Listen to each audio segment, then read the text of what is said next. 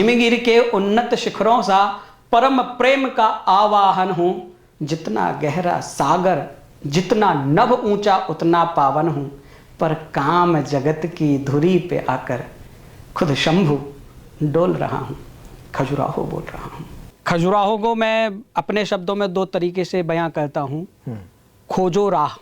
कोई भी ऐसी जिज्ञासा जो आपके मन में चल रही है, जिसका कहीं समाधान आपको नहीं मिल रहा है, वो खजुराहो में आपको मिल जाएगा। इसी खजुराहो से एक बहुत ही रंगीन शख्सियत डॉक्टर राघव पाठक आज हमारे साथ मौजूद है। प्रेम से, प्रेम की आग से तप भी जलते मिलेंगे। आके देखो कभी भी हमारे नगर में पत्थरों में समर्पण पिघलते मिलेंगे। आपके आज जो ब्रांड्स चल रहे हैं, बड़े बड़े पर्स के ब्रांड है, गुच्ची ब्रांड है, जिनके ऊपर आज अमूमन लोगों का ईगो आता है, उसके ब्रांड की चोरी जो हुई है वो खजुराहो की मूर्तियों से हुई है। खजुराहो कोई नया पर्यटक आना चाहे या खजुराहो की उस ऊर्जा को अनुभव करना चाहे, तो उसका 2-3 दिन का प्लान क्या होना चाहिए? वो कहाँ जाए, किस तरह से उन चीज़ों को एक्सप्लोर करे, वो थोड़ा बताएं। आप खजुराहो नहीं घूम सकते। खजुराहो जब तक आपको ना चाहे घुमाना। अच्छा, पश्चिम मंदिर समूह की बात करें तो वहाँ ऐसे कौन कौन से खास मंदिर हैं जो आप सजेस्ट करेंगे कि वहाँ जाना चाहिए, उनमें ये खास बात है? निस्संदेह रूप से लक्ष्मण मंदिर और कंदारिया महादेव मंदिर, ये दो मंदिर तो बिना घूमे, और उसके बाद कंदारिया महादेव के बाद जगदम्बी मंदिर में माता जगदम्बी के दर्शन जरूर करें। इन सारे मंदिरों के नाम तो देवताओं के नामों पर हैं, लेकिन क्या इन्हीं मंदिरों की बाहरी दीवारों पर ये काम क्रीड़ा के चित्र बने हुए हैं, उकेरे गए हैं? बिल्कुल। जो क्रिया इस संसार की सृष्टि की सृजन की क्रिया है, उस पर इंसान पाप पुण्य क्यों देख रहा? खजुराहो के बाहरी मंदिर उसको भी लेकर के चल रहे हैं। एक पूजा की प्रक्रिया है, यौन क्रिया। पूरा कंबाइंड थॉट है, आप राम और काम को अलग अलग नहीं देख सकते। ओशो बहुत खजुराहो आते थे। ओशो का बताया गया कि ननिहाल जो था, हाँ। वो खजुराहो के पास राजनगर, हमारा जो मेरा नेटिव टाउन नहीं है। अच्छा। राजनगर में ओशो का ननिहाल था। पहला सेक्स का एक्सपीरियंस अगर चोरी के साथ हुआ है तो वो पतन में डालेगा। क्या है ये हॉलिस्टिक क्योर? कि आदमी के घुटने में दर्द हो रहा है तो इसका मतलब ये है कि वो कहीं भीतर डिप्रेस है? ये कैसे हो सकता है? ये बड़ी बात है। और आपने कहा कि हाथ रखकर मैं लोगों को ठीक कर सकता हूँ। ये थोड़ा क्लियर कर दीजिए कि आप ऐसा कर सकते हैं क्या? कई केसेस में ऐसा हुआ है। जब एक चिकित्सक अपनी पवित्र भावना के साथ किसी के दर्द से प्रभावित एरिया को छूता है तो उसकी ऊर्जा को अवशोषित कर लेता है। कट्टरता के खिलाफ कट्टरता करना, ये कहाँ की बुद्धिमानी है? वो अभी गवई साहब ने जो बयान दिया हमारी खजुराहो की जवारी मंदिर की विष्णु की मूर्ति को लेकर के, वो मूर्ति तोड़ी किसने भैया? वो मूर्ति ना तोड़ी जाती तो आज हमें चिंगारना नहीं पड़ता।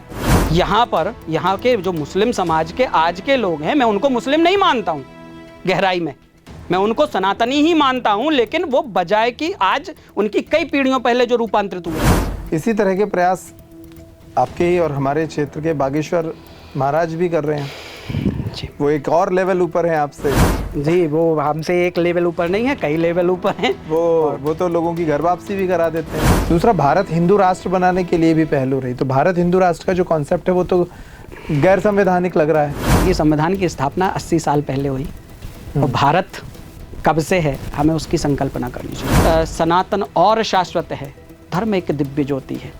हिंदू मुस्लिम नहीं है धर्म, राजनीतिक खिलौने। भारत हिंदू राष्ट्र बन जाएगा और आपकी संकल्पना का भारत बन जाएगा जिस दिन, उस दिन समस्याएं क्या सब खत्म हो जाएंगी? जैसे कि भारत का युवा आज बेरोजगार है, तनावग्रस्त है, बीमार है, हतोत्साहित है, ये इसको ठीक करने के लिए हम हिंदू राष्ट्र बनने तक का वेट करना पड़ेगा या आज भी कुछ कर रहे हैं आप?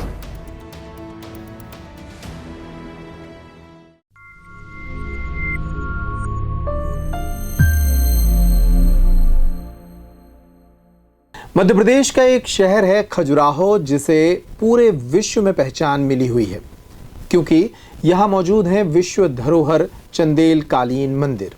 ऐसे मंदिर जो बाहरी दीवारों पर मौजूद काम क्रीड़ा के चित्रों के कारण दुनिया भर में विख्यात है। ये शहर सिर्फ मंदिरों के लिए ही नहीं बल्कि यहाँ की शांति, यहाँ के सुकून, यहाँ की तंत्र विद्या, यहाँ की चिकित्सा और यहाँ के अच्छे लोगों के लिए भी जाना जाता है। इसी खजुराहो से एक बहुत ही रंगीन शख्सियत डॉक्टर राघव पाठक आज हमारे साथ मौजूद है। पेशे से चिकित्सक हैं, विचार से सनातनी हैं, खजुराहो के अच्छे जानकार हैं और लोगों को अपने मार्गदर्शन के जरिए एक नई जिंदगी देने की कोशिश में जुटे हुए हैं। डॉक्टर राघव पाठक की जो पर्सनैलिटी है उसमें कई कलर्स हैं। हम आज के पॉडकास्ट में उनके तमाम कलर्स पर बात करने की कोशिश करेंगे कि हम खजुराहो से शुरू करते हुए उनकी चिकित्सा की अनूठी विधियों पर बात करें और साथ ही उनके ऐसे विचारों पर बात करें जिसकी लोकप्रियता भी है और जिसका विरोध भी है। तो पूरे पॉडकास्ट में बने रहिएगा। डॉक्टर पाठक, बहुत स्वागत है आपका। बहुत बहुत धन्यवाद अंकुर भैया। पहला तो आपका शहर ही अच्छा है। व्यक्तिगत तौर पर मुझे खजुराहो से बड़ी एनर्जी आती है और दुनिया भर के लोग खजुराहो में उसी एनर्जी को फील करने के लिए आते हैं।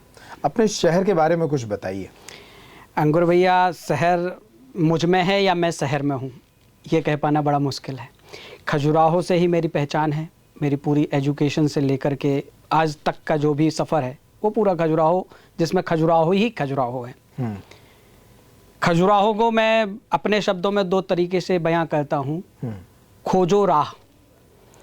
इस संसार का कोई भी प्रश्न, कोई भी मार्ग, कोई भी ऐसी जिज्ञासा जो आपके मन में चल रही है जिसका कहीं समाधान आपको नहीं मिल रहा है, वो खजुराहो में आपको मिल जाएगा। तो मैं हमेशा से अपने मित्रों से, फॉरेनर से, सभी से खजुराहो का जो परिचय कराता आया हूँ कि हर घड़ी रूप रंगत बदलते मिलेंगे, हर घड़ी रूप रंगत बदलते मिलेंगे, प्रेम से, प्रेम की आग से तप भी जलते मिलेंगे। आके देखो कभी भी हमारे नगर में पत्थरों में समर्पण पिघलते मिलेंगे। वाह। तो जो अहंकार की, ये संसार जितना है ये अहंकार का लबादा ओढ़े हुए है। और ये आपकी खुद की कविता है? ये खुद की 4 पंक्तियां लिखी थी और इससे संबंधित, खजुराहो से संबंधित 3-4 गीत लिखे हैं अंकुर भैया, जो कई। मैं दर्शकों से अभी क्षमा मांग लूं कि मैंने एक परिचय नहीं दिया कि आप कवि भी हैं। हाँ जी। तो खजुराहो को लेकर के कई गीत लिखे और वो गीत सौभाग्य से आप जैसे पत्रकारों की नज़र में, आपके जैसे वो विद्वान पत्रकार जो अलग इंटेलेक्ट रखते हैं, उन्होंने उनको कोड भी किया। दिल्ली दूरदर्शन के एक प्रॉपर एपिसोड चला जिसमें इन कविताओं का जिक्र हुआ।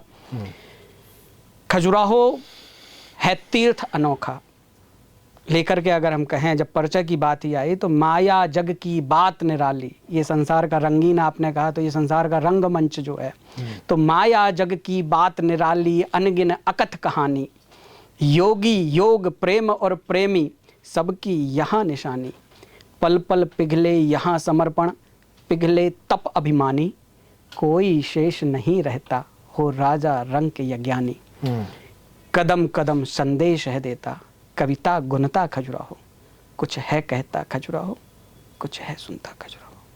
तो खजुराहो आने वाले लोगों को, खजुराहो को जानने वाले लोगों को, जिन्होंने खजुराहो को जिया, जिन्होंने खजुराहो, लोग खजुराहो के एक पायदान पर जाकर के अटक जाते हैं, बाहर की दीवारों पर। यहाँ काम क्रीड़ा की मूर्तियाँ हैं। काम क्रीड़ा एक पार्ट है जीवन का। मैं कई बार लोगों के से अक्सर अंकुर भैया ये बात कहता हूँ, बात आई है तो ये बात कह देनी चाहिए कि विश्व के किसी भी कोने में आप चले जाएं, वहाँ आपको 180 डिग्री का अध्यात्म मिलेगा। 180 डिग्री का अध्यात्म, जबकि सर्कल पूरा होता है 360 डिग्री के कोण पर। और वो सर्कल अगर कहीं पूरा होता है तो वो खजुराहो में। आज आप काले कपड़ों में बैठे हैं, मैं सफ़ेद कपड़ों में बैठा हूँ, तो ये दो कलर मिल करके ब्लैक एंड वाइट खजुराहो के दोनों पहलू को देखना प्रत्येक व्यक्ति को जरूरी है। यौन व्योम संन्यास ब्रह्मचर्य सबकी ही परिभाषा। तंत्र मंत्र हठ करने वालों को भी यहीं से आशा, धरा से लेकर नील गगन तक ले आओ जिज्ञासा, खजुराहो है तीर्थ अनोखा नहीं रखेगा प्यासा। पर आपकी पात्रता है क्या? खजुराहो को क्या आप समझ पाए? नहीं समझ पाएंगे। पात्र वही पाता रत्नों को जिसको चुनता खजुराहो। खजुराहो में रहते हुए भी लोगों को खजुराहो की खूबसूरती नहीं मालूम होती। कई विदेशी ऐसे आए, ऐसे मिले जो सालों पड़े रहे और हर साल में 2-2, 3-3 बार आए एक मंदिर को उन्होंने एक एक साल तक निहारा, एक एक मूर्ति को उन्होंने 10-10 दिन 15-15 दिन तक निहारा। आपके आज जो ब्रांड्स चल रहे हैं, बड़े बड़े पर्स के ब्रांड है, गुच्ची ब्रांड है, जिनके ऊपर आज अमूमन लोगों का ईगो आता है, उसके ब्रांड की चोरी जो हुई है वो खजुराहो की मूर्तियों से हुई है। तो खजुराहो को धरोहर से आना, मैं अपने आप को सौभाग्यशाली समझता हूँ।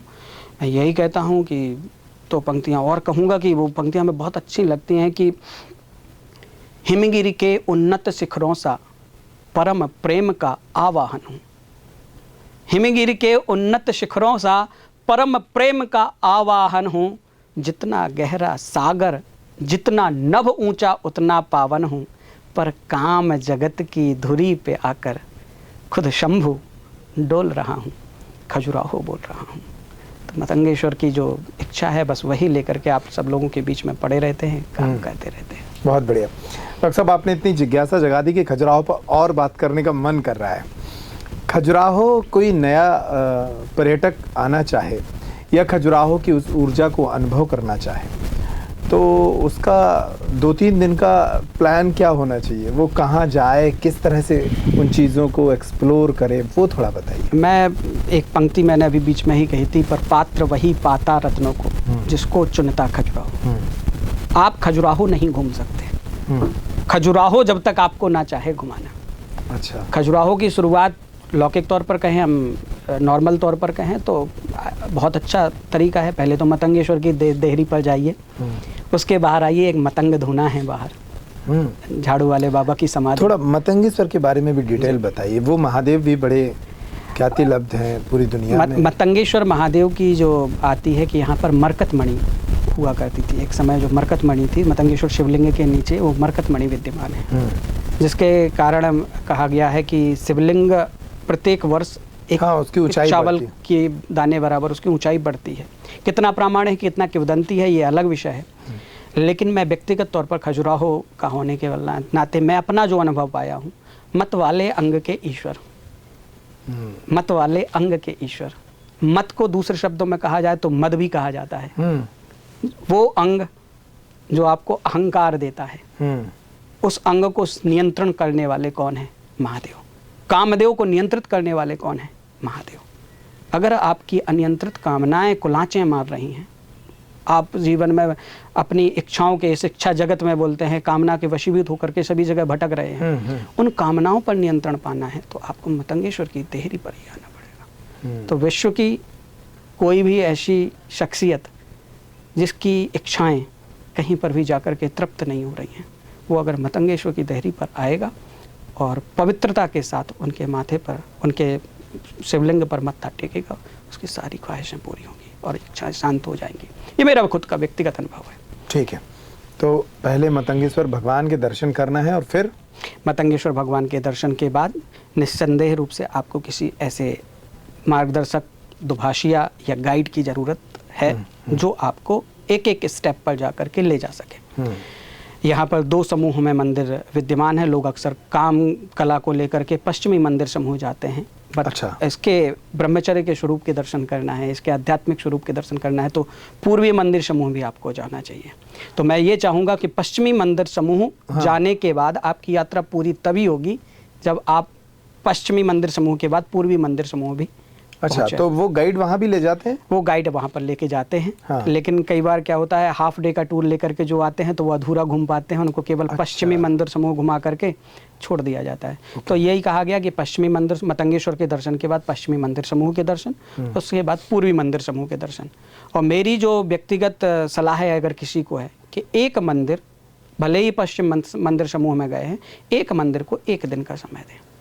ना दें तो कम से कम 3 घंटे के समय सिर्फ एक मंदिर को दें, उसका पूरा दर्शन करें। अगर शतोगुण, रजोगुण, तमोगुण तीनों की यात्रा करनी है, काम और राम दोनों की यात्रा करनी है, तो खजुराहो के मंदिर के प्रत्येक स्टेप को आपको बड़ी बारीकी से खुद के तल पर ला करके चिंतन करने की जरूरत है। अच्छा, पश्चिम मंदिर समूह की बात करें तो वहाँ ऐसे कौन कौन से खास मंदिर हैं जो आप सजेस्ट करेंगे कि वहाँ जाना चाहिए और उनमें ये खास बात है? निस्संदेह रूप से लक्ष्मण मंदिर और कंदारिया महादेव मंदिर, ये 2 मंदिर तो बिना घूमे, और उसके बाद कंदारिया महादेव के बाद जगदम्बी मंदिर में माता जगदम्बी के दर्शन जरूर करें। अगर आप सिर्फ कंदारिया महादेव में शंकर जी के दर्शन करके आते हैं और माता की ऊर्जा नहीं लेते हैं तो आपका खजुराहो आना। इन सारे मंदिरों के नाम तो देवताओं के नामों पर हैं, लेकिन क्या इन्हीं मंदिरों की बाहरी दीवारों पर ये काम क्रीड़ा के चित्र बने हुए हैं, उकेरे गए हैं? बिल्कुल, इन्हीं मंदिरों की दीवारों पर काम क्रीड़ा। अब इसको हम दो तरीके से समझें। शरीर की इच्छाएं, हम शरीर में अपनी अभिव्यक्ति दे रहे हैं। संसार में हमारी आपकी जो अभिव्यक्ति है वो शरीर से है। शरीर की अपनी रचना है, शरीर की अपनी फिजियोलॉजी है, शरीर की अपनी एनाटॉमी है। उसी एनाटॉमी के वशीभूत हमारी इच्छाएं हमको यात्रा करा रही हैं। पर जब शरीर अतृप्त होता है तो तृप्ति कहाँ मिलती है? एक गहरी नींद में, सुकून में। तो बाहरी दीवारें, मंदिर की बाहरी दीवारें आपके बाहरी शरीर, बाहरी लौकिक संसार की यात्रा करा रही हैं। लौकिक संसार आपकी इच्छाओं का संसार है, आपकी इच्छाएं, और सबसे गहरी इच्छा जिसको कहा गया है संसार में वो यौन इच्छा है। आपका हमारा सृजन भी उसी एक क्रीड़ा के चलते हुआ है। तो जिससे सृजन हुआ उसका विरोध कैसे? जो क्रिया इस संसार की सृष्टि की सृजन की क्रिया है उस पर इंसान पाप पुण्य क्यों देख रहा? खजुराहो के बाहरी मंदिर उसको भी लेकर के चल रहे हैं। और तंत्र के अंतर्गत, तंत्र शास्त्र से खजुराहो को जोड़ा जाए, तंत्र के अंतर्गत एक रिचुअल है, एक पूजा है, एक पूजा की प्रक्रिया है यौन क्रिया, एक यज्ञ की प्रक्रिया है जिसमें हम यज्ञ करते हैं। तो लेकिन हमने उसका दृष्टिकोण पाप पुण्य में डाल दिया। हमने उसका अज्ञानता के चलते, हमने उसका हाफ नॉलेज होने के चलते या कम ज्ञान होने के चलते हमने उस क्रिया को पाप दृष्टि से देखा। मनुष्य की वासनाएं हैं, कोई चोरी का भाव रखे हुए, कोई प्रेम का भाव रखे, कोई छल का भाव रखे। तो आपके अंदर जिस प्रकार की भावना है, मनुष्य के अंदर कितने प्रकार के विचार चलते हैं, खजुराहो के बाहर की दीवारों में अमूमन मनुष्य की उन्हीं विचारों को उकरने का प्रयास किया गया है। किसके अंदर क्या विचार है वो जाकर के खजुराहो में देखा है। मैं वही बोला कि धरा से लेकर नील गगन तक ले आओ जिज्ञासा। तो मंदिर की बाहर की दीवार है। तो आपके कहने का मतलब एक पूरा कंबाइंड थॉट है, आप राम और काम को अलग अलग नहीं देख सकते। बिल्कुल, वो आपको दोनों को एक साथ ही देखना पड़ेगा। दोनों को एक साथ देखना ही पड़ेगा, दोनों एक साथ यात्रा ही करते हैं। खजुराहो इसके मॉडल हैं। खजुराहो उसका मॉडल है, खजुराहो उसका जीवंत उदाहरण है। मैंने सुना है खजुराहो की ऊर्जा की बड़ी बात होती है और यहाँ की ऊर्जा को पाने के लिए बहुत सारे लोग आए। मैंने कहीं पढ़ा था कि ओशो बहुत खजुराहो आते थे जी। और कई दफ़ा उन्होंने अपने लेक्चर्स में, अपनी बुक्स में खजुराहो का बड़ा जिक्र किया है जी। आप इस बारे में क्या जानते हैं? ओशो का बताया गया कि ननिहाल जो था, हाँ। वो खजुराहो के पास राजनगर, हमारा जो मेरा नेटिव टाउन नहीं है। अच्छा। राजनगर में ओशो का ननिहाल था। अच्छा। तो ओशो उस संदर्भ में आते थे और उस खजुराहो से उनका लगाव, चूंकि इसको देखा जाए कि ओशो ने की बड़ी एक प्रसिद्ध पुस्तक है संभोग से समाधि, सेक्स टू सुपर कॉन्शियसनेस, जिसने उन्हें दुनिया भर में लोकप्रिय भी बनाया था और विवादित भी किया था। उस पुस्तक का थॉट, जो कोर थॉट है, वो खजुराहो से आया। ओहो। एक ब्रह्मचारी व्यक्ति पूरे जीवन अपनी ऊर्जा को साधता है, उसी ब्रह्मचारी ऊर्जा को साधता है, लेकिन जब पहली बार उस ऊर्जा का स्खलन हो, उस समय का क्या थॉट होगा, उस समय की क्या हम इमेजिन कर सकते हैं। मैं इस पर कई बार व्याख्यान दिया, इस बात को लेकर के शायद आज हम बैठे तो हमें लगता है बड़ा खुल के बात कर लेना चाहिए। पहला संभोग किसी भी व्यक्ति का, पहला सेक्स का एक्सपीरियंस अगर चोरी के साथ हुआ है तो वो पतन में डालेगा, अगर स्वच्छंदता के साथ हुआ है तो उसके माइंड के, उसके मस्तिष्क के समस्त चैनलों की सफाई करते हुए उसको उत्थान की तरफ भी ले जाएगा। हमारे यहाँ विवाह की उम्र इसलिए बहुत पहले हुआ करती थी।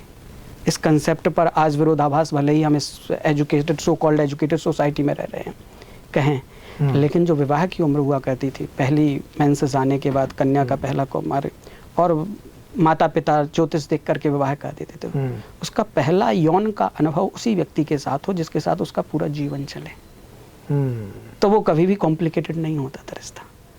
वर्तमान में हमने इस कीड़ा को क्या किया है, कहीं ना कहीं सप्रेस किया है। हमने उस नैसर्गिक क्रिया को बहुत हल्के में लेकर के उसको हमने कुचला है। ओशो का पहला सेक्स का अनुभव मुझे जो महसूस हुआ खजुराहो विजिट करने के बाद ही कहीं ना कहीं हुआ होगा। जिसके बाद उन्होंने उसको एक डीप प्रोसेस के रूप में, ध्यान की एक तकनीक के रूप में, जब किसी व्यक्ति का पहला एक्सपीरियंस, एक विस्फोटक बोलते ना कि पहली बार कोई बम में जब एक्सप्लोजिव जब फटता है तो उस समय उसके साथ क्या घटना घटी होगी। तो सेक्स टू सुपर कॉन्शियसनेस या संभोग से समाधि कोई सामान्य घटना नहीं थी। खजुराहो आकर के वो घटना घटी, ये हमारे लिए अद्भुत था। उनके विचारों ने लोगों को घेरा। तो खजुराहो में बार बार बोला कि खजुराहो वो धरती है जो इतने बड़े विचार को दुनिया तक इतने बड़े विचारक को यहाँ पर पहुंचा सकती है। तो ब्रह्मचर्य की ऊर्जा जब सृजन की ऊर्जा की तरफ जाती है तो कितनी बड़ी नदी बहा जा देती है, ये लोगों को समझने की जरूरत है। ठीक है, एक आपकी बातों से जिक्र आया कि जो ओशो की सबसे विवादित किताब जिसे कहा जाता है संभोग से समाधि, आपने भी, आपका भी रचना का एक धर्म रहा है, आपने भी एक पुस्तक लिखी है इसी टॉपिक से इर्द गिर्द है शायद, समाज, संभोग, समाज और समाधि। जी, संभोग, समाज और समाधि। हाँ जी। इन दोनों किताबों में फ़र्क क्या है? आपने वो भी पढ़ी होगी ओशो की, और फिर आपने उसमें अपने लिखते समय क्या भिन्नता की? ओशो चूंकि हम कहें तो एक सिंगल पर्सन थे अपने व्यक्तिगत जीवन में, उनका सामाजिक दायरा कोई नहीं था क्योंकि विवाहित नहीं थे। हम समाज के दायरे में ताने बाने में कसे रचे बसे हुए हैं। देखो, ओशो का जो दर्शन है वो कहा जाए तो पूर्ण रूप से एक सिंगल व्यक्ति का दर्शन है, जिसने पहली टाइम, उसके लिए समाज की रिस्पॉन्सिबिलिटी नहीं है। उन्होंने जो सेक्स को अनुभव किया कि इसने मुझे मुक्त किया, या इससे जाकर के ये भी एक सामान्य प्रक्रिया है जिसको मैंने भोगा, और इसके सहारे भी हम समाधि को और सेक्स को बड़ा एक टैबू के रूप में सोसाइटी में लिया गया था। तो सेक्स को टैबू से निकाल करके उसको भी या अध्यात्म की या ध्यान की एक यात्रा बनाया जा सकता है, उस पर ओशो ने व्याख्या दिया। लोगों ने सेक्स को पकड़ लिया। हाँ, और अमूमन जैसा कि लोग पकड़ ही लेते हैं, अमूमन पकड़ लेते हैं। जैसे बोले खजुराहो गए तो बाहर की मूर्तियों को देख करके आ गए। खजुराहो आपको तब तक जाना पड़ेगा जब तक काम से राम में प्रवेश नहीं कर जाते। सेक्स से जब तक सुपर कॉन्शियस तक नहीं पहुंच जाते, सुपर कॉन्शियसनेस तक नहीं पहुंच जाते हैं, तब तक आपको वो यात्रा बंद नहीं करनी है जो ओशो ने चालू की थी। ओशो ने वो यात्रा पूरी की, पर कितने लोग जाकर के उस यात्रा तक पहुंचे? क्यों? क्योंकि लोग विवाहित हैं, लोगों के ऊपर रिस्पॉन्सिबिलिटी है, लोगों के ऊपर अपने नैतिक दायित्व है, समाज का एक ताना बाना है। तो संभोग से समाधि, इसके बीच में एक बड़ा कुनबा है जिसको हम इग्नोर नहीं कर सकते, जो कंफ्यूजन का कारण बनता है अमूमन। कई मैंने ओशो के अनुयायियों को देखा, उनके विवाह विच्छेद हो गए। ओशो के ध्यान में जाने के बाद, साधनाओं में जाने के बाद, शिविरों में जाने के बाद उनके विवाहित जीवन विच्छेद हो गए। समाज का ताना बाना उनके इर्द गिर्द बहुत अच्छा मैं नहीं देखता हूँ, बहुत मजबूत नहीं देखता हूँ। आपका भी ये अनुभव होगा कि जो ओशो के बहुत कट्टर फॉलोवर्स हैं, उनकी पर्सनल लाइफ या गृहस्थ जीवन, उनका दाम्पत्य जीवन खत्म हो जाता है। वहां मुझे लगा कि कहीं एक बीच में गैप है। ओशो तो अपने आप में पूर्ण है। ओशो तो जिस एंगल पर बैठ करके वो देख रहे हैं, जिस साक्षी भाव के साथ संभोग से समाधि को उन्होंने जोड़ा है, वहां पर बैठ करके कितने लोग देख पा रहे हैं। मैं एक गृहस्थ व्यक्ति हूँ, तो आपने उस दृष्टि से फिर, मैंने उस दृष्टि से फिर देखा कि हमारा जब तक आज संतुलित नहीं होगा, समभोग, पहले तो संतुलित भोग, यहाँ पर सेक्स को हम सिर्फ यौन क्रिया के रूप में ना देख करके एक दो व्यक्तियों के बीच में परस्पर संतुलन के साथ भोग। अभी जो यौन क्रिया के रूप में हम देखते हैं, हमारा प्लेजर हो गया, सामने वाले को हमने अधूरा छोड़ दिया, या सामने वाले का हो गया, हमारा अधूरा छूट गया, तो वो संभोग तो हुआ ही नहीं। वो तो सिर्फ एक स्वार्थ या सेल्फिशनेस का भाव है। सोसाइटी में ये बहुत बड़ी सिकनेस है आज की डेट में कि हमारा काम बनता, भाड़ में जाए जनता। ये एक बड़ा उथला उदाहरण है, लेकिन इस उदाहरण को बहुत डीप समझने की जरूरत है। तो संभोग को पहले समझने की जरूरत है। बैलेंस्ड म्यूचुअल रीच, हमको उस क्लाइमेक्स तक दोनों को साथ में पहुंचना है। जब हम दोनों साथ में पहुंचते हैं तो आज खड़ा होता है, हमारा आज जो वर्तमान है, प्रेजेंट है, वो संतुलित होता है। ठीक है, तो आपकी ये किताब वो सोसाइटी के एलिमेंट को भी उसमें डालती है, और सामाजिक जीवन के साथ कैसे हम सुपर कॉन्शियसनेस को अचीव कर सकते हैं उसको बताती है। किसी को पढ़ना हो अगर ये किताब तो कहाँ मिलेगी? ये इस किताब की कुछ प्रतियां रखी हुई हैं, और संस्था में जाकर के हमारे वो कनेक्ट कर सकते हैं, उनको प्रतियां प्राप्त हो जाएंगी। ठीक है डॉक्टर साहब, बहुत सारी चर्चा आपके शहर पर हो गई जी। अब आपके पेशे पर आते हैं जी। एक होम्योपैथिक चिकित्सक के तौर पर, एक योग शास्त्री के तौर पर, प्राकृतिक चिकित्सक के तौर पर आपकी कई सारी पैथियां एक साथ काम करती हैं, जो मैंने देखा कि आप उसे हॉलिस्टिक क्योर का नाम देते हैं। जी भैया। क्या है ये हॉलिस्टिक क्योर और ये कैसे काम करती है रोगी पर, और उपचार की विधियां क्या हैं आपकी, उस पर थोड़ा सा बताइए। अंकुर भैया, सभी को जब पता है कि मैं एक होम्योपैथी चिकित्सक हूँ, साथ में मैंने प्राकृतिक चिकित्सा में डिप्लोमा भी किया है।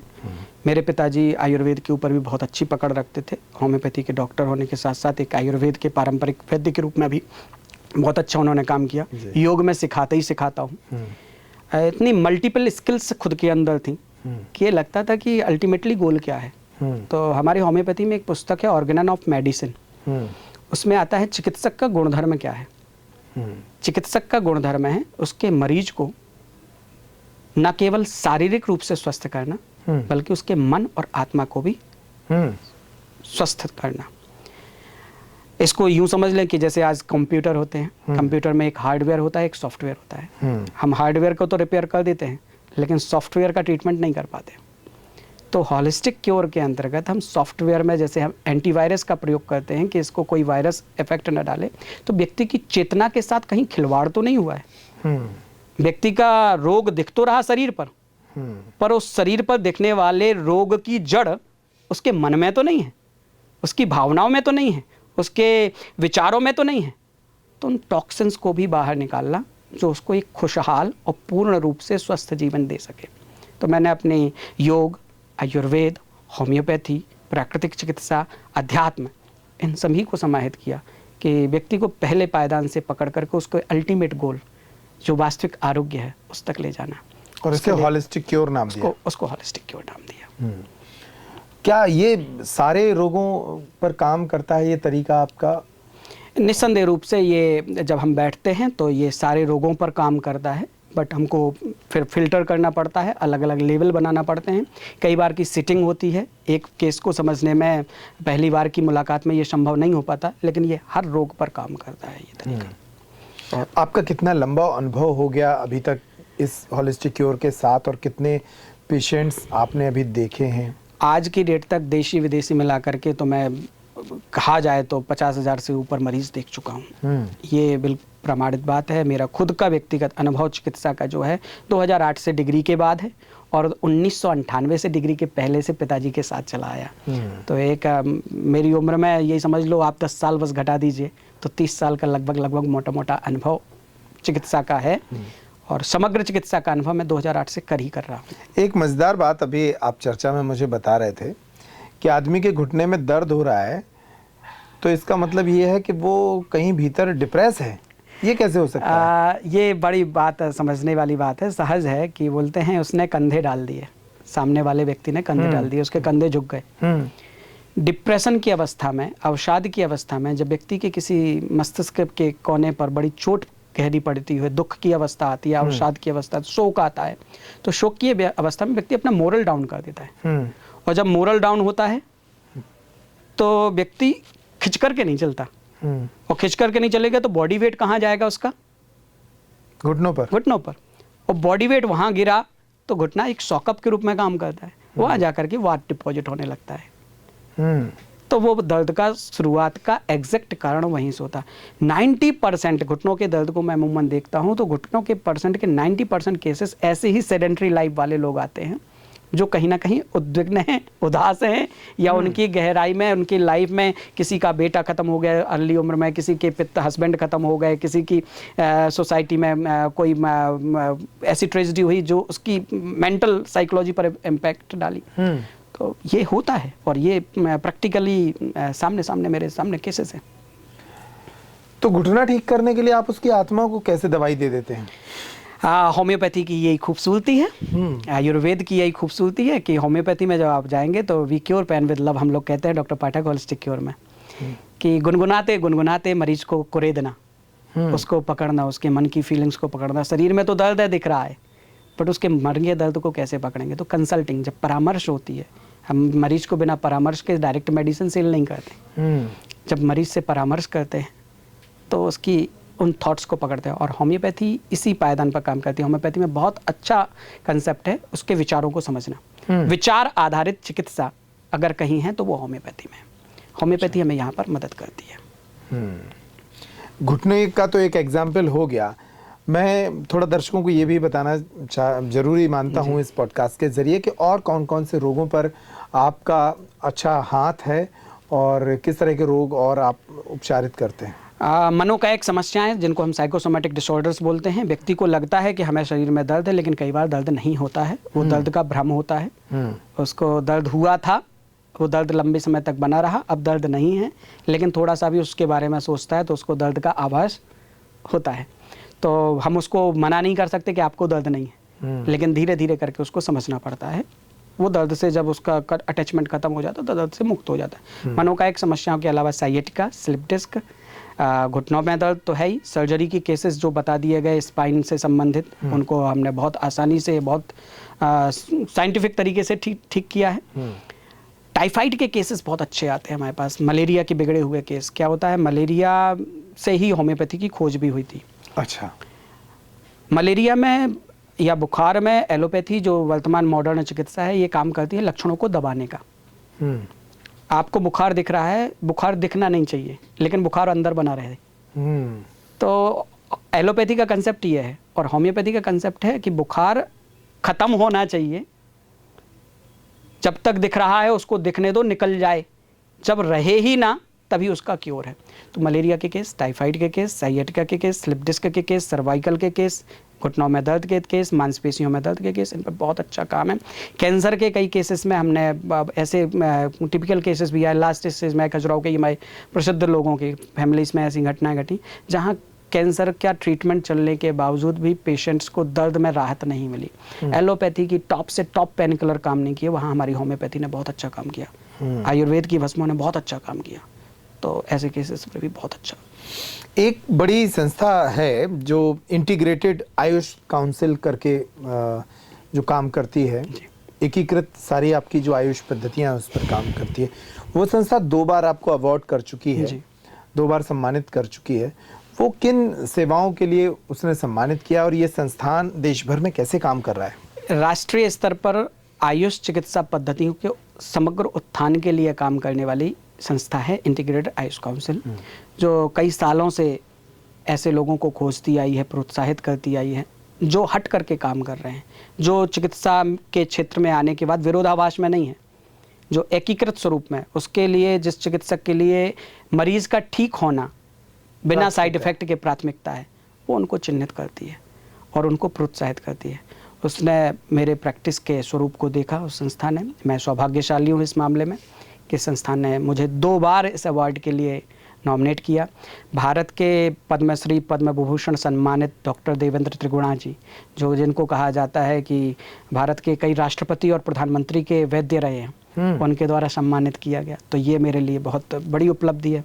आज आयुर्वेद के, आज के डेट के पतंजलि कह लो, उनको आयुर्वेद के चरक कह लो, बालकृष्ण जी, आचार्य बालकृष्ण जी, उनके द्वारा सम्मानित किया गया। तो ये मेरे लिए से ज़्यादा मैं चाहता हूँ, मेरे क्षेत्र के लिए, खजुराहो के लिए बहुत बड़ी उपलब्धि है। एक सवाल लेकिन मेरे दिमाग में ये आता है कि आप कह रहे हैं कि हम एकीकृत चिकित्सा पद्धतियों से लोगों को ठीक करते हैं, लेकिन एक तरह से देखा जाए तो ये कानूनी तौर पर तो भारत में गलत ही माना जाएगा ना कि आप होम्योपैथिक चिकित्सा पद्धति से आपने पढ़ाई की और आप लोगों को योग और आयुर्वेद की दवाएं भी पकड़ा रहे हो। आप कानूनी दृष्टि से, वैधानिक दृष्टि से अगर जाएंगे तो इस देश में इतने सारे विरोधाभास देखने को आपको मिल जाएंगे कि जहाँ पर वही बोलते ना, वे भारत में एक केस शुरू हुआ नहीं कि कब खत्म होगा पता नहीं चलेगा। तो इसके बीच में मैं अपने चिकित्सक के धर्म के साथ अन्याय नहीं कर सकता। मुझे चिकित्सक धर्म के साथ न्याय करना है। मुझे मेरे मरीज के लिए क्या हितकर है ये निर्णय लेना है। ऑर्गेनन ऑफ मेडिसिन का पहला फॉर्मूला हमारा है, एक चिकित्सक का गुणधर्म क्या है।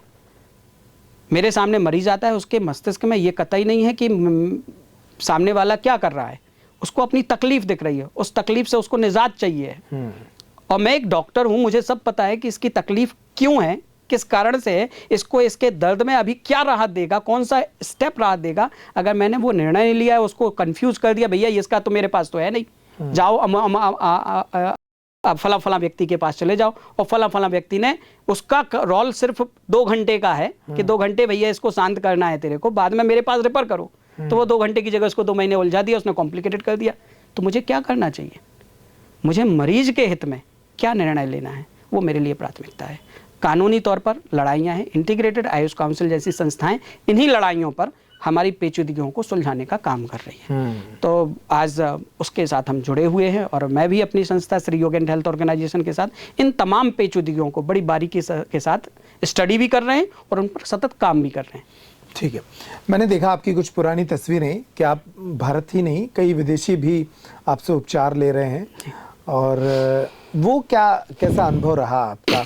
विदेशी लोग भारत में तो ये माना जाता है कि भाई विदेशों में जो चिकित्सा सुविधाएं हैं वो भारत से कई गुना बेहतर हैं, लेकिन वो भारत आ रहे हैं, उपचार ले रहे हैं। आपके साथ उनका कैसा रिश्ता रहा, क्या अनुभव रहा, उस पर भी थोड़ा सा प्रकाश डालिए। मैं मतंगेश्वर का यहाँ आभारी हूँ कि उन्होंने मुझे ये अवसर दिया कि मैं देश के साथ साथ विदेशी मरीजों, पर्यटकों और अपने स्टूडेंट्स के साथ जो योग के डिसाइपल्स हैं उनसे जुड़ सकूं। बहुत अच्छा अनुभव है। विदेशी लोग जो भारत की तरफ देखते हैं वो वही बात है कि हम विदेशी का जो कल्चर, विदेश का जो कल्चर है, पश्चिमी सभ्यताओं का जो कल्चर है वो टेक्निकल एस्पेक्ट पर है, वो हार्डवेयर पर काम कर रहा है, सॉफ्टवेयर पर काम नहीं कर रहा। और भारत सॉफ्टवेयर पर काम किया है। सॉफ्टवेयर को पहले हील करता है, बाद में हार्डवेयर को देखता है। जब हम सॉफ्टवेयर को 90% हील कर देते तो हार्डवेयर अपने आप रिपेयर होने लगता है। तो विदेशी मरीजों के साथ अपनी कला, अपने हुनर जो पिताजी के माध्यम से, गुरु के माध्यम से उपलब्ध हुआ, इतना अच्छा इंटरेक्शन है कि वहाँ के कई डॉक्टर्स मेरा उपचार आज लेते हैं, कंसल्ट करते हैं, एक बार रिकंसल्ट करते हैं। तो विदेश जब गया प्रवास के दौरान कई लोगों का ट्रीटमेंट हुआ। लोगों का भारत की तरफ बहुत सॉफ्ट नज़रिया है, आयुर्वेद की तरफ बहुत सॉफ्ट नज़रिया है। जब हम प्राण के ऊपर चर्चा करते हैं, जब हम आत्मा के ऊपर चर्चा करते हैं, जब हम सनातन के ऊपर चर्चा करते हैं, जब हम पंच तत्वों के ऊपर चर्चा करते हैं, पंच महाभूतों के ऊपर चर्चा करते हैं, जब हम अन्नमय प्राणमय कोश के ऊपर चर्चा करते हैं, जब हम 7 चक्रों के ऊपर चर्चा करते हैं, तो प्रभावित होते होंगे। व्यक्ति प्रभावित नहीं, वो टेक्निकल और साइंटिफिक एस्पेक्ट है जीवन का, जो उन्होंने कभी सुना ही नहीं, देखा ही नहीं। उन्होंने ये तो देखा हाथ में दर्द है, भैया यहाँ पट्टी बांध दो, जोड़ दो, कैल्शियम सप्लीमेंट लगा दो, ठीक हो जाएगा। ठीक है, ये ठीक हो रहा, पर क्या ऐसा भी संभव है कि बिना पेन किलर खाए हम आपके दर्द को सिर्फ हाथ रख करके भी ठीक कर दें? तो ऐसी विधाएं, प्राणिक हीलिंग जैसी विधाएं हमारे यहाँ मौजूद रही हैं। प्राण ऊर्जा से हमको कैसे किसी को हील करना, किसी के सिर पर हाथ रख करके उसका सालों पुराना दर्द कैसे ठीक करना, वो सारी चिकित्सा पद्धतियाँ हमारे भारत में हैं और उनके प्रैक्टिकल उपयोग मैंने किए ईश्वर की कृपा से। वो जब वो कार्य किए तो उनके लिए चमत्कार का विषय है, उनके लिए चमत्कार का, आश्चर्य का विषय है। फिर जब उसको साइंटिफिक तरीके से एलेबोरेट किया जाता है तो लोग कन्विंस होते हैं। श्रद्धा पैदा जबरन नहीं कर सकते हम किसी के मन में, लेकिन जब उसका साइंटिफिक एस्पेक्ट सामने आ जाता है। माफ़ कीजिए, मैं एक सवाल ये करना चाहूँगा कि प्राणिक हीलिंग की आपने चर्चा की, थोड़ा सा उसको भी डिटेल में बता दीजिए कि वो क्या है। और आपने कहा कि हाथ रखकर मैं लोगों को ठीक कर सकता हूँ ये थोड़ा क्लियर कर दीजिए कि आप ऐसा कर सकते हैं क्या? कई केसेस में ऐसा हुआ है। जब हम हमारे होम्योपैथी में एक लास्ट का एफोरिज्म आता है, मैस मैरिज में चिकित्सा का स्पर्श चिकित्सा बोलते हैं। अच्छा, स्पर्श होम्योपैथी में पढ़ाया जाता है? होम्योपैथी के एफोरिज्म में इसका विशेष तौर पर उल्लेख है। मैस मैरिज, स्पर्श चिकित्सा, मैस मैरिज 259 या 257 समथिंग एफोरिज्म जब आप देखेंगे इसका, तो उसमें इसकी जिक्र मिलेगा। और आयुर्वेद में जब मैंने स्टडी किया, आयुर्वेद में जब बहुत गहराई से अष्टांग हृदय में भी गया और आयुर्वेद के ग्रंथों में गया, अध्यात्म चिकित्सा में गया, तो वहाँ पर स्पर्श चिकित्सा का आशीर्वाद देने का विधान था। मैस्मरिज में क्या एफोरिज्म में स्पष्ट लिखा है, जब एक चिकित्सक अपनी पवित्र भावना के साथ किसी के दर्द से प्रभावित एरिया को छूता है तो उसकी ऊर्जा को अवशोषित कर लेता है। ये सीधा मैग्नेटिक फ्रिक्वेंसी जैसा है। और जब हम कहीं पर एक्स्ट्रा मटेरियल पड़ा हुआ है, जहाँ पर तरंगें, वाइब्रेशंस एक्स्ट्रा हैं, हमने पवित्र भावना के साथ, अपनी अच्छी भावना के साथ उस एरिया पर हाथ रखा, तो वहाँ की तरंगें हमारी तरंगों की तरफ खींची चली आती हैं। ये सिर्फ चुंबकीय टेक्नोलॉजी है। रेकी में भी आप अगर देखें तो रेकी में भी इसका उल्लेख किया गया। हमारी भावना पवित्र होनी चाहिए, हमारी इंटेंशन, जिसको हम बोलते हैं इंट्यूशन और इंटेंशन बहुत क्लीन होना चाहिए। ये होम्योपैथी में उल्लेख है। और फिर मैंने इसको अपने प्रैक्टिस में लाया, योग करते हुए, चिकित्सा करते हुए मरीजों के साथ, जिनके पास, मेरे पास अब हाथ में कोई दवा नहीं है, तो क्या कर सकता हूँ? अच्छी भावना से उसके सिर में तो हाथ रख ही सकता हूँ ना।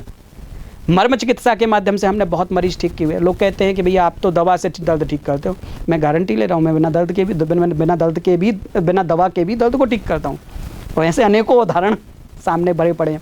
इसने मुझे मार्केटिंग भी दी, बूस्टिंग भी दी, स्पर्श चिकित्सा के बाद मैंने 5 मिनट में मरीजों को दौड़ाया, चले, थोड़ा सा उसकी सेटिंग की, अच्छे भाव से उसकी मालिश कर दी, अच्छे भाव से उसको थोड़ा सा सहला दिया, लोगों को आराम मिला। तो प्रेम बहुत बड़ी औषधि है। प्राणिक हीलिंग में वही प्रेम काम करता है, आपकी इंट्यूशन काम करती है। माँ अच्छे से आपके सिर में हाथ रख दे, आपकी सालों की पीड़ा शांत हो जाती है। हम पिता के पास जाते हैं, कोई समस्या नहीं सुलझ रही, तो भारतीय सभ्यता में, भारतीय संस्कृति में ये जो टच था, ये जो स्पर्श था, वो पाश्चात्य चिकित्सा में भी काम करता है। इंसान तो वही है ना, तो वाइब्रेशंस को मैच करना प्राणिक हीलिंग के अंतर्गत काम करते हैं। बात थोड़ा आपकी पेशे से आगे बढ़ाते हैं, आपके विचार और थॉट पर बात आ ही गई है जी। हम देखते हैं कि सनातन को लेकर बड़ा आप एंडोर्स करते हैं सनातन को, उसको आगे तो बढ़ाते ही हैं, साथ में सनातन को लेकर थोड़ा कट्टर भी हो जाते हैं। सनातन को जिस तरीके से भारत में इन दिनों लिया जा रहा है, उसमें दोनों दृष्टियां हैं। एक दृष्टि ये कहती है कि भाई बहुत महान है, बहुत प्राचीन है और सारी अच्छी चीज़ें हैं। अभी एक दृष्टि ये भी है कि इसके नाम पर राजनीति हो रही है, इसके नाम पर ब्रांड्स बनाए जा रहे हैं और इसके नाम पर उपद्रव भी हो रहा है। आप सनातन को परिभाषित करिए। प्रभु मूरत जाकी रही भावना जैसी, प्रभु मूरत देखी तिन तैसी। एक व्यवसायी आदमी सनातन को लेकर के जब देखेगा कि इसकी फॉलोअरशिप बढ़ रही है, तो उसमें अपना व्यवसाय खोजेगा। आपने जो बात कही कि सनातन को लेकर के ब्रांडिंग, तो व्यवसायी आदमी सनातन को लेकर के ब्रांडिंग करने लगा, क्योंकि आज सनातन को लेकर के जनता क्या होने लगी है, यहाँ का क्षेत्र जागरूक होने लगते। मेरे मुखरित होने का कारण सिर्फ इतना है अंकुर भैया कि सत्य को अगर बोला नहीं जाएगा समय रहते, तो असत्य अपने पैर पसार लेगा। मैंने जो अनुभूत किया, मैंने जो अनुभव किया सनातन के बारे में, सत्य सनातन मानव धर्म, वो जो सदैव था, सदैव है, सदैव रहेगा, वो क्या है? वो सनातन, वो सत्य, वो क्या है? आत्मा को मानने वाला धर्म, आत्मा की, इस शरीर में आत्मा की उपस्थिति को स्वीकार करने वाला धर्म, सनातन धर्म। एक बात जो मुझे बार बार चुभती है वो यही है कि असत्य जब पैर पसार रहा है, झूठ जब आगे बढ़ रहा है, उसके पीछे का कारण क्या? क्योंकि सत्य मौन रहा है। सत्य, आपने सच्चाई जानते हैं, लेकिन आपने उस समय अपनी बात नहीं रखी जब आपको बात रखनी चाहिए थी। संसार में शोर फैल गया असत्य का, झूठ का। मैं इसलिए मुखरित होता हूँ, मैं इसलिए बोलता हूँ, जब जो चीज़ महसूस हो रही है, मैं देख रहा हूँ कि ये झूठ है, मुझे बोलना पड़ेगा, मुझे यहाँ पर अपनी बात रखनी पड़ेगी, बोलता हूँ। और सनातन सत्य है, सत्य धर्म है। मान लिया कि सनातन सत्य है, लेकिन उसके लिए आप कट्टरता करें, और कट्टरता के खिलाफ कट्टरता करना, ये कहाँ की बुद्धिमानी है? कट्टरता मेरे अंदर नहीं है। आप अगर ये देखते हैं कि कट्टरता मैं करता हूँ तो, या कोई व्यक्ति रखता है, हाँ, अपनी बात प्रबलता के साथ रखता हूँ, अपनी बात प्रखरता के साथ रखता हूँ, अपनी बात पूरी तरीके से रखने का प्रयास करता हूँ। आपको 4 लोगों के बीच में बोलना है, 4 लोग शोर मचा रहे हैं झूठ के ऊपर, तो आपको तेज होकर के बोलना पड़ेगा। आप तेज होकर के नहीं बोलेंगे, चारों चुप नहीं होंगे। नहीं, लेकिन मैं पिछले कुछ वर्षों से देख रहा हूँ कि आप एक कौम के खिलाफ या मुस्लिमों के खिलाफ बहुत कट्टर पोस्ट करते हैं, या आपकी जो पोस्ट है उससे ऐसा दिखाई देता है कि आप उस कौम के प्रति द्वेष रखते हैं। ये कहना उचित नहीं होगा। मैं किसी कौम से द्वेष रखता हूँ? मेरे मरीजों में, मेरे डिसाइपल्स में, मेरे फॉलोअर्स में कई मुस्लिम समाज के बहुत अच्छे लोग हैं। मैं मुस्लिम समाज के नाम पर जो कट्टरता इस देश में सुनियोजित तरीके से, एक वेल प्लान्ड तरीके से षड्यंत्र पूर्वक कार्य कर रही है, उनके खिलाफ बोलता हूँ, उनके खिलाफ मुखरित होता हूँ। कट्टर मुस्लिम जो षड्यंत्र करके किसी सत्य को धिक्कारते हुए, सत्य को इग्नोर करते हुए, मानवीय पहलुओं को दरकिनार करते हुए समाज में षड्यंत्र कर रहे हैं, उनके खिलाफ। और दुर्भाग्य से ये बात स्वीकारनी पड़ेगी कि कट्टरता सनातनियों में ना कल थी ना आज है। सनातनी अपनी बात रखने में, सबको साथ लेकर में चलते हैं। अगर सनातन सॉफ्ट नहीं होता तो यहाँ कोई पैर पसार पाता नहीं। किस तरह के षड्यंत्र चल रहे हैं? आप किन षड्यंत्रों की बात कर रहे हैं? लव जिहाद, प्रेम के नाम पर बरगलाना, किसी को कलावा बांधना हाथ में, सिर में, मस्तिष्क में लगाना, हिंदू नाम से आईडी बनाना, इसके अलावा भी जब शादी हो जाए तो उसके बाद ठीक है, प्रेम को हम गलत नहीं मानते भैया, प्रेम तो कहीं भी हो सकता है, किसी को भी हो सकता है, प्रेम को निभाना गलत नहीं है, प्रेम किसी को भी कहीं भी हो सकता है। पर अपनी आइडेंटिटी बदल करके किसी को कंफ्यूज करना, भ्रमित करना और भ्रमित करने के बाद भी उसको उस स्थिति तक ले जाना कि उससे बच्चे पैदा हो जाएं, फिर बाद में उसको दो वक्त की मोहलत के लिए खाने के लिए तरसा दो। तो ये षड्यंत्र हैं, जो षड्यंत्र सामने है। एक षड्यंत्र नहीं, कई षड्यंत्र हैं हमारे आसपास, हमारे केसेस हैं वो जिनको डिस्क्लोज करना मैं उचित नहीं समझता, लेकिन सामने आई ही हैं ऐसी बातें, तब मुझे जाकर के उसके बारे में मुखरित होना पड़ा, मुझे बोलना पड़ा। आहत हूँ और दुर्भाग्य से इस कौम के भीतर छांगोर बाबा जैसी घटनाएं आपके सामने आई हैं, प्रमाणित हैं। अब फिर भी हम चुप रहे हैं। हम वही बात है कि झूठ को हम पैर पसारने दें, सच्चाई की बात ना रखें, तो मैं नहीं चाहूँगा मेरे बच्चे वो संघर्ष करें जिस संघर्ष को मुझे समय रहते कर लेना चाहिए, इसलिए बोलता हूँ। तो आपका जो बोलना है वो आइडियोलॉजिकल देखा जाए तो वो सनातन को तो आप सेव करने के लिए बोल रहे हैं एक तरह से, लेकिन इसके पीछे कुछ लॉजिक्स, कुछ फैक्ट्स भी हैं आपके पास कि आपने कह दिया कि लब जिहाद हो रहा है, एक साजिश है, कुछ फैक्ट्स हैं आपके पास के हो? मेरे सामने घटनाएं ही हैं, मेरे सामने वो बच्ची हैं जो आती हैं, रोती हैं, मेरे सामने अपनी बात रखती हैं, जो उससे उसका शिकार हुई हैं, जिनके दो बच्चे हैं। तो वो चीज़ें सामने हैं अंकुर भाई, ये बहुत मैं पीड़ित हूँ उसका, मेरे बहुत करीब से ऐसी घटनाएं घटी हैं। तो फैक्ट्स क्या, मैं प्रत्यक्षदर्शी हूँ, मैं किसी की आइडेंटिटी, किसी के जीवन में घटी घटना का उपहास मीडिया के सामने ला करके नहीं करना चाहता। मैं तथ्यों पर बात करता हूँ। वो लोग सामने आए जो कहते हैं ऐसा नहीं है, फिर मैं उनके सामने उनको बैठाता हूँ और सामना करवाता हूँ। मैं जब मुखरित होता हूँ, अभी एक हालिया घटना घटी थी, जब बात आई कि हमारे बमीठा का क्षेत्र का एक मामला था, एक हमारे सनातन उत्सव जन्माष्टमी, कृष्ण जन्माष्टमी के उत्सव पर एक मुस्लिम समाज के व्यक्ति को अध्यक्ष बना गया था, वहाँ मैं मुखरित हुआ। वो क्यों बोला? मैं ये चाहता हूँ आप वास्तविकता में अगर सत्य के और प्रेम के पक्षधर हैं तो आप अपने समाज की बुराइयों को सुधार करने में ऊर्जा लगाइए, दूसरे के उत्सवों में प्रवेश करने की बजाय। हम आपके उत्सवों में आ रहे हैं, उससे बेहतर है कि हम अपने समाज की गलतियों को सुधारने की दिशा में कार्य करें। नहीं, लेकिन ये तो भारत का एक कल्चर रहा ना कि हम सब लोग एक साथ मिलकर एक दूसरे के त्योहारों में शरीक होते थे, मनाते थे। अब आप जैसे लोग कह रहे हैं कि बस हमारे पास मत आइए, हम आपके पास मत जाएंगे। तो मतलब मैं इस पर आइडियोलॉजी समझना चाह रहा हूँ आपकी कि आपको ये फैब्रिक खराब लगता था, इंडिया का जो पुराना फैब्रिक था? कितना पुराना फैब्रिक है ये? पहले तो मान लीजिए 50-60 साल पुराना है। हाँ। तो भारत का रियल फैब्रिक क्या है, हम उसको भूल जाएं? नहीं, रियल फैब्रिक क्या है? 200 साल पहले भी अकबर की सेना में हिंदू हुआ करते थे और महाराणा प्रताप की सेना में हमारी रियल आइडियोलॉजी। आप खजुराहो, फिर अब हम फिर आपको खजुराहो लाएंगे। खजुराहो के मंदिर जाइए, जब आपको टूटी खंडित मूर्तियां मिलेंगी ना, और उसका इतिहास जब मिलेगा अंकुर भैया, वो अभी गवई साहब ने जो बयान दिया हमारी खजुराहो की जवारी मंदिर की विष्णु की मूर्ति को लेकर के, वो मूर्ति तोड़ी किसने भैया? वो मूर्ति ना तोड़ी जाती तो आज हमें चिंगाड़ना नहीं पड़ता। मूर्ति तोड़ी गई ना। हमें एकेश्वरवाद से पैर नहीं है, हमें एकेश्वरवाद के विरोधी नहीं है। निराकार और साकार सत्य दोनों ही सनातन में स्वीकार किए गए, लेकिन सिर्फ निराकार है, साकार नहीं है। आप कहो सिर्फ आत्मा है, शरीर नहीं है, तो ये तो विरोधाभास हो गया ना। नहीं, तो मूर्तियां जिन्होंने तोड़ी थी, आप उसका बदला वही लोग जो मूर्तियां तोड़ करके गए हैं यहाँ पर, यहाँ के जो मुस्लिम समाज के आज के लोग हैं, मैं उनको मुस्लिम नहीं मानता हूँ गहराई में, मैं उनको सनातनी ही मानता हूँ, लेकिन वो बजाय कि आज उनकी कई पीढ़ियों पहले जो रूपांतरित हुए हैं। मेरी कोशिश यही है कि आप अपनी रियल रूट्स को पकड़ो, रियल रूट्स को पकड़ो। हमारा आपसे प्रेम से विरोधाभास नहीं है, पर जो सत्य है उसको स्वीकारते हुए प्रेम को निभाने की रास्ते पर आओ। कुत्सित प्रयासों के अंतर्गत निराकार अल्लाह सिर्फ एक है, बाकी कोई देवता नहीं है। तो हम तो अपनी माँ को भी देवता मानते ना, हम तो अपने पिता को भी देवता मानते ना। भाई मैं अपने माता पिता के कर्तव्यों को भूल जाऊं, मैं अपने उन गुरुओं के कर्तव्यों को भूल जाऊं जिन्होंने हर पग पर शिक्षा दी? हमने उन्हीं के तो मूर्ति बनाए, हमने उन्हीं के तो मंदिर बनाए, हम उन्हीं की तो पूजा करते हैं कि हमें प्रेरणा मिल सके, इंस्पिरेशन मिल सके।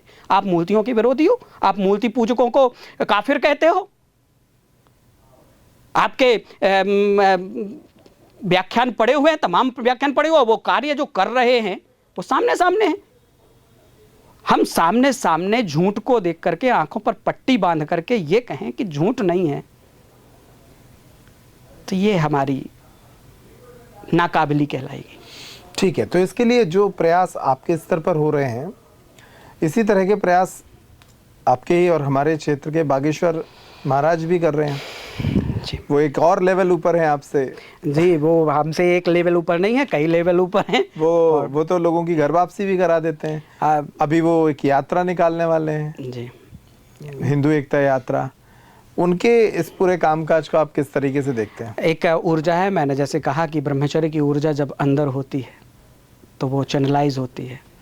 आज बागेश्वर सरकार के नाम से जाने जाने वाले हमारे पंडित जी धीरेन्द्र शास्त्री जी जिस उम्र के पड़ाव पर हैं, जहाँ से जो कार्य किया जाना चाहिए उनको वो अवसर विधाता ने दिया।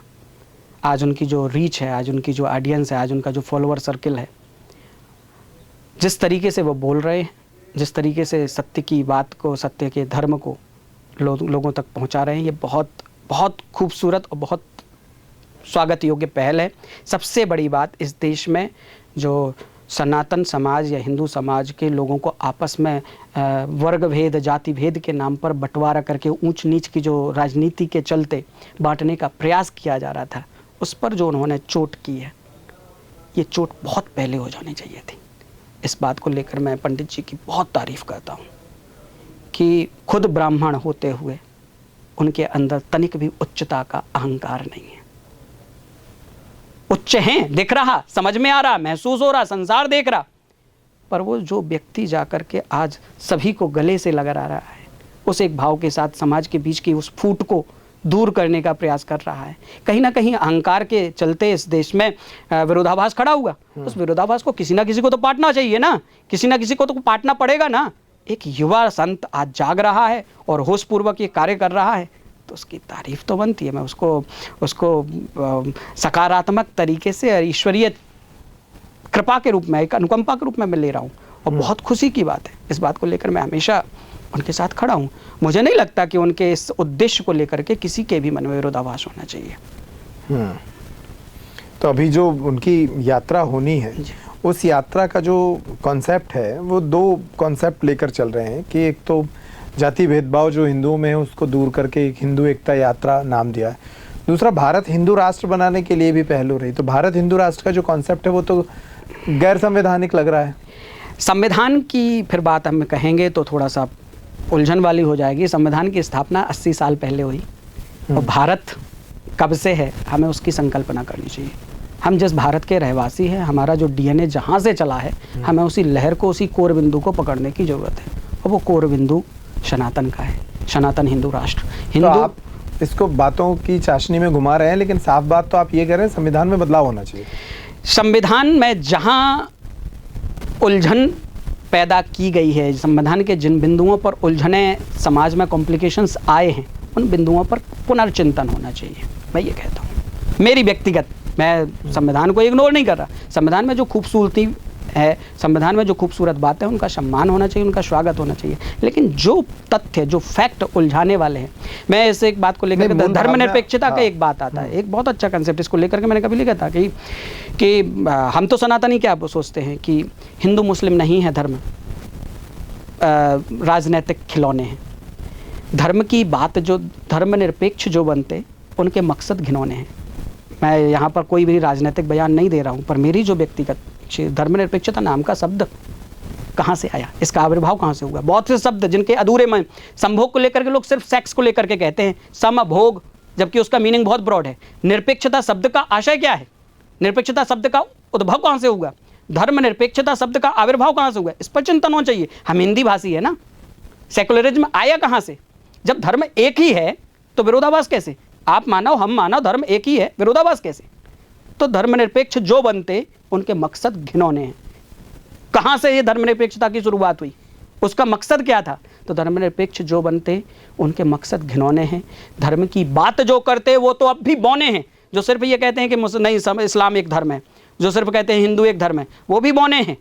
क्यों? सनातन और शाश्वत है, धर्म एक दिव्य ज्योति है। हिंदू मुस्लिम नहीं है धर्म, राजनीतिक खिलौने हैं। तो हिंदू और मुस्लिम के नाम पर अगर कट्टरता फैलाई जाएगी तो वो राजनीति का हिस्सा है। हम जिस हिंदू राष्ट्र की संकल्पना कर रहे हैं, या पंडित जी मुझे जो लगता है जिस हिंदू राष्ट्र की संकल्पना कर रहे हैं, वो हिंदू राष्ट्र इस हिंदू भूमि में रहने वाले प्रत्येक व्यक्ति का राष्ट्र होगा। इस हिंदू भूमि में रहने वाला प्रत्येक व्यक्ति वो किसी भी संप्रदाय को मानता हो, धर्म अलग नहीं है, धर्म सनातन ही है, संप्रदाय अलग अलग हैं, पूजा पद्धतियां अलग हैं, रहन सहन अलग अलग हैं। हम जिस हिंदू राष्ट्र की संकल्पना कर रहे हैं वहां आप अपनी पूजा पद्धति अलग रखिए, पर धर्म एक है, सनातन, मानवता, एक दूसरे के प्रति प्रेम, शांति का भाव। तो हम उस हिंदू राष्ट्र की संकल्पना कर रहे हैं जो आर्यावर्त में हुआ करता था, जो दूर दूर तक फैला हुआ था, जो इस्लाम के नाम पर विभाजन हुआ, हिंदू मुस्लिम के नाम पर विभाजन हुआ। जब विभाजन हो रहा था, विभाजन के पीछे के कारण कौन थे? खोजना पड़ेगा देश को, समझना पड़ेगा देश को। हम इस बात को बहुत छोटे से पॉडकास्ट से, हम छोटी सी चर्चा में समाप्त नहीं कर सकते। तो ये बहुत बड़ा चिंतन का विषय है जिस पर पंडित जी, आज खुशी की बात, बहुत बहुत बधाई पंडित जी को, बहुत बधाई कि उन्होंने इस बात को इतने मुखरित होकर के सामने रखा। भारत हिंदू राष्ट्र था, भारत हिंदू राष्ट्र है, भारत हिंदू राष्ट्र रहेगा, मैं ये कहता हूँ।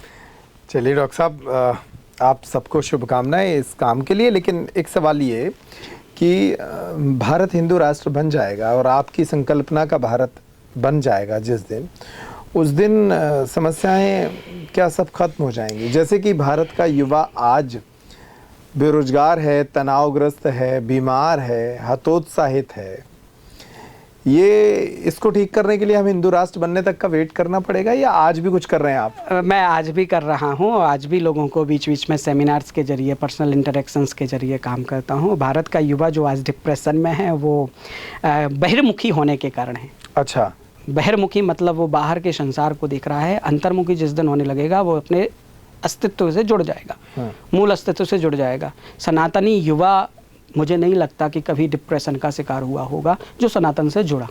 लेकिन जिसने सनातन की ब्रांडिंग की, सनातन के नाम पर कपड़े पहने, किताबें बेची और फिर धनी होना चाहता है सनातन की ब्रांडिंग करके, वो तो डिप्रेशन का शिकार होगा भाई।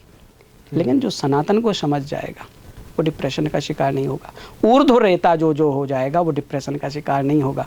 जो अधोगति का शिकार होगा, मैं फिर कहूँगा इसको बहुत साइंटिफिक तरीके से समझिए, हम जिस ऊर्जा को बाहर फेंक रहे हैं, हम जिस ब्रह्मचर्य ऊर्जा को, जिस ओज को, जिस वीर्य को कहीं भी बहा रहे हैं, जब तक हम उसको चैनलाइज नहीं करेंगे, जो बाहर फेंकने पर छोटी देर का सुख देता है, अगर वो अंदर समेटा जाएगा तो कितना ना सुख देगा। आज पंडित धीरेन्द्र कृष्ण शास्त्री को मैं आज उसी उदाहरण के रूप में देखता हूँ। मैं बार बार जब बोलता हूँ, स्वामी विवेकानंद को उसी उदाहरण के तौर पर देखता हूँ।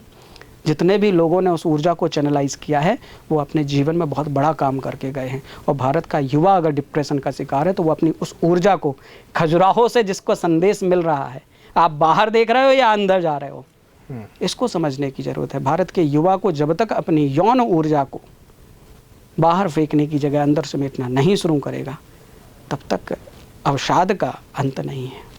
तो आप अपने सेमिनार्स में लोगों को ये लाइफ कोचिंग भी देते हैं? बिल्कुल, मैं फॉरेनर्स के साथ तो मेरे लव एंड लाइफ मैनेजमेंट के कई कोर्सेज चले हैं। अच्छा, लव एंड लाइफ मैनेजमेंट का 5 चरण में कोर्सेज होते हैं, तो बहुत सारे कोर्सेज किए हैं, बीच बीच में करते रहते हैं। कई दिनों से जब से प्रैक्टिस बहुत फैल गई, चिकित्सा का धर्म हावी हो गया और एक कोच का धर्म है, तो व्यक्तिगत जब कन्वर्सेशन होते हैं तो करते हैं अपने। एक कोचिंग टिप्स तो देते ही जाइए यहाँ कि अगर किसी को जीवन का अपना लक्ष्य खोजना हो तो क्या है, इस जीवन का लक्ष्य क्या है आपके हिसाब से? बहुत अच्छी बात ये, इसको लेकर के मैं कहूँगा कि मैं जब नॉर्वे में था 2014 में, बहुत अच्छी बात आपने दिमाग में डाली। ऐसे ही एक प्रश्न आया था उस समय, नॉर्वे में मैं गया था, नॉर्वे में पहला सेमिनार मेरा हुआ था 2014। एक सेशन में था, वहाँ के एक बहुत अच्छे पादरी थे, वो आए, उन्होंने देखा, उन्होंने मुझे इनवाइट किया कि आप जो कह रहे हैं ये बात तो दूर तक जानी चाहिए। उन्होंने एक छोटा सा लिटरेचर लिखा, एक ब्लॉग लिखा और वहाँ के पत्रों में सर्कुलेट हुआ, Raghav a Hindu and he will try to make a bridge between Hinduism and Christianity. मुझे पूरा विश्वास है, राघव एक हिंदू हैं और नॉर्वे में आए हुए हैं, तो मुझे ये विश्वास है कि वो जब दक्षिण से उत्तर की यात्रा करके यहाँ तक आए हैं तो कोई ऐसा ब्रिज जरूर बना के जाएंगे जो हिंदू को क्रिश्चियन से जोड़ देगा। मैं उस सेशन में पूरा बोला, 1-1.5 घंटे कोई नहीं बोला, और शुरुआत यहीं से हुई थी भारत से, जिस आप कहते हैं कि विदेशी क्यों जुड़ते हैं। भारत शब्द की जो आविर्भाव में बोलता हूँ कि विश्व भरण पोषण कर जोई, ताकर नाम भरत अश होई। वो भरत भूमि, वो भूमि जो विश्व के संपूर्ण क्षुधा या इच्छाओं को शांत करने की सारी की सारी युक्तियां अपने आप में समेटे हैं, वो भारत है।